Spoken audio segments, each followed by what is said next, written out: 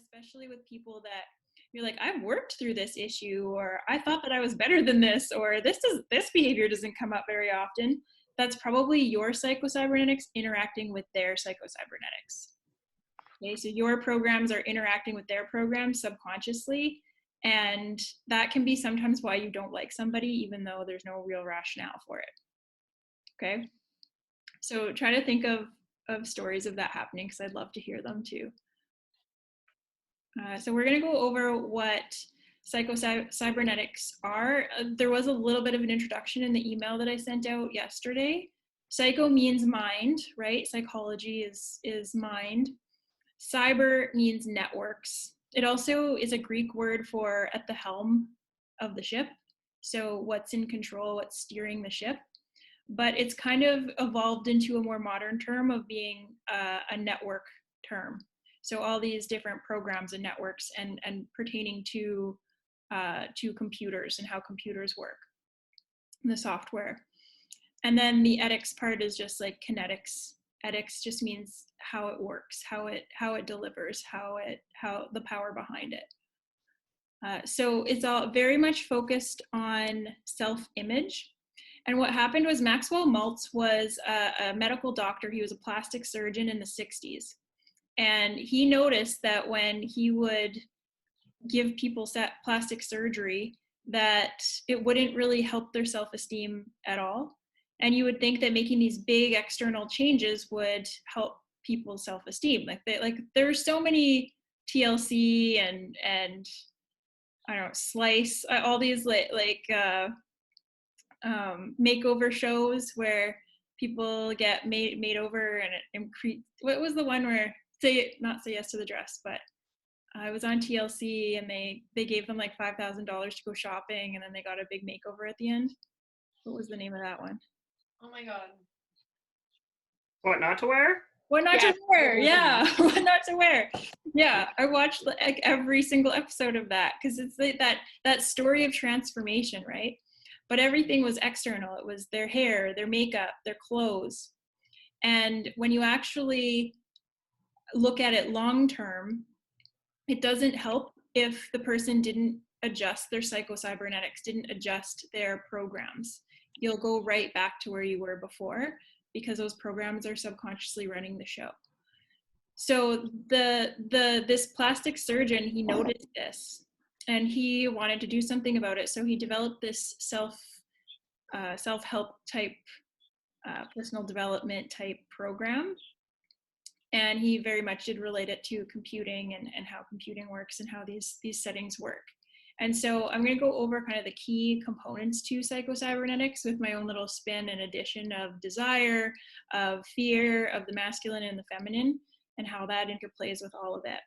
So we've got self-image, we've got the imagination, the ability to relax, our past failures, success programs, failure programs, happiness and pleasure. We're going to talk about how that fits in, inhibitions and taboos, and then we'll tie it up with power of the mind, body, and our homework at the end.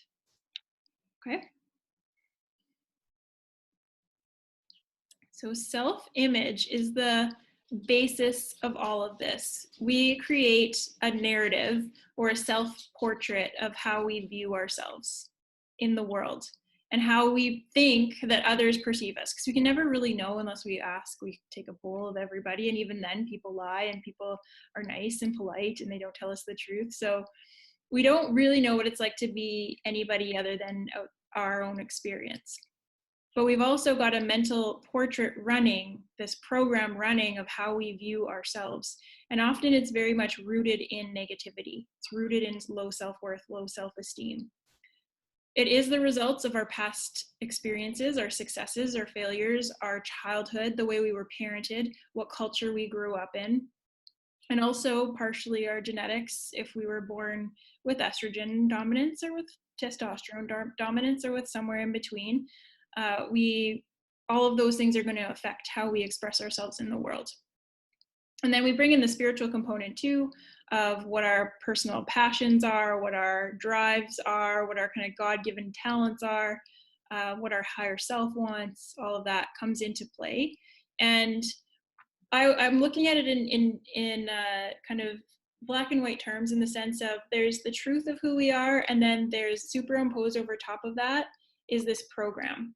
And so what we're doing in any of the work that you do with me is we're trying to examine this program that's over top, this overlay, and see if how much it aligns up with the truth of who we are.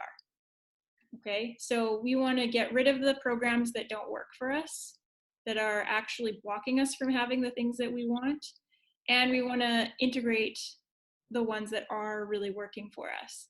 So it's just a matter of deconditioning and reconditioning in all of our programs. And this creates the foundation of our personality. Okay. And so this is, yeah, again, who you really are versus who you think that you are. Who you think you are is the narrative overlaid on top. And what this is a dehypnotizing process. So we're all hypnotized. And I think this COVID situation is showing us how hypnotized we have been, and we're waking up. It's been called the Great Awakening in a lot of places that I see anyway, because we're waking up to our financial systems crumbling, our medical systems really being highlighted, our values, our relationships, what really matters to us in life, our relationship to death, our relationship to uncertainty, right? All of these things are coming straight at us at 1,000,000 miles per hour. And this is about dehypnotizing ourselves and realizing, getting closer to be what's real, our real self-image, as opposed to the reflection in the mirror.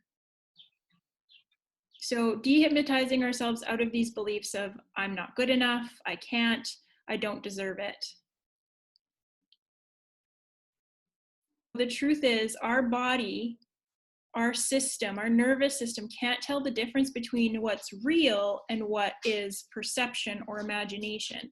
And this is why that mind-body connection is so important in training, in physical training, right? In kinesiology. If you want to learn to shoot a basketball really well, there's lots of studies that show the people who visualize doing it do just as well as the people who actually practiced it physically. So, or they do better than the people that didn't do any of that. So they're showing more and more this power of the imagination, the power of the placebo effect. Again, that's another thing where they say it's just the placebo effect. It's kind of like the same as saying like that's pretty good for a woman, right?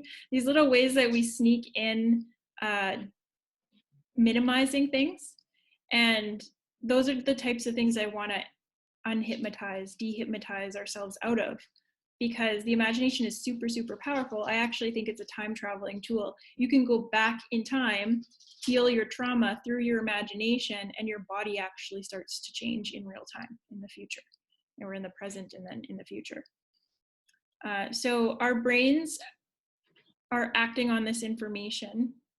So we can use this imagination process, this visualization process, to reprogram our own self-image. And imagination is that key, okay?